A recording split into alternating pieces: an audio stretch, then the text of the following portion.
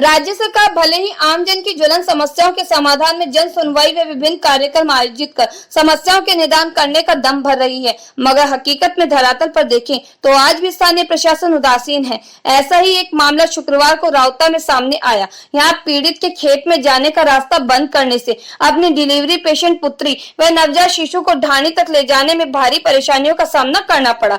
पीड़ित व परिजनों ने उसे सड़क से खाट पर सुलाकर आधा किलोमीटर पैदल खेतों में होकर ले जाने की कवायद करनी पड़ी। प्राप्त जानकारी के अनुसार उपखंड मुख्यालय में महज 12 किलोमीटर दूर राउता निवासी सावलाराम पुत्र जीवाराम प्रजापत व उसके भाइयों के समलाती खातेदारी होने से खेत में कई दशकों से ढाणी में निवासरत हैं।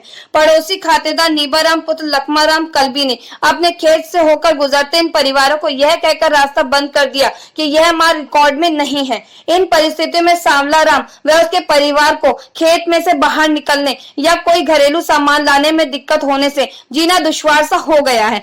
थक हार कर गाँव के मौजूदा लोगों के सामने अपनी परेशानी रखने पर उसके समलाती खातेदारी खेत खसरा नंबर 350 व 365 का राजस्व रिकॉर्ड में दर्ज मार्ग के बजाय अन्यत्र खेतों में चलने का रास्ता दिलाया, मगर वो भी बिजली लाइन खींचने की बात को लेकर बंद कर दिया गया।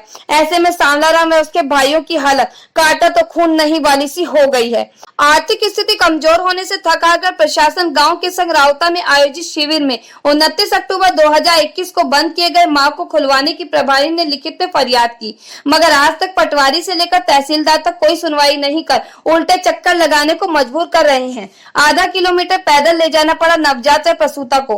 पीड़ित सावलाराम की पुत्री सौभाग्य की शादी सचोरा के रामपुरा में हुई है, जो पहली बार गर्भवती होने से पीहर राउता लाई गई, जिसका कल गुरुवार को प्रसव पीड़ा होने पर परिजन पैदल ही 2 किलोमीटर दूर राउता उप प्राथमिक स्वास्थ्य केंद्र ले गए, जहां एएनएम ने सामान्य डिलीवरी करवाई और प्रसूता ने एक कन्या को जन्म दिया। मगर जब शुक्रवार को घर ले जाने की बारी आई तो माता पिता इस चिंता में डूब गए कि वाहन में बैठाकर उसे ढाणी तक कैसे ले जाया जाए, क्योंकि प्रशासनिक अधिकारियों की उदासीनता के चलते रिकॉर्ड में दर्ज रास्ता पड़ोसी खातेदार ने बंद कर रखा है, जिसे आज तक खुलवाया नहीं गया।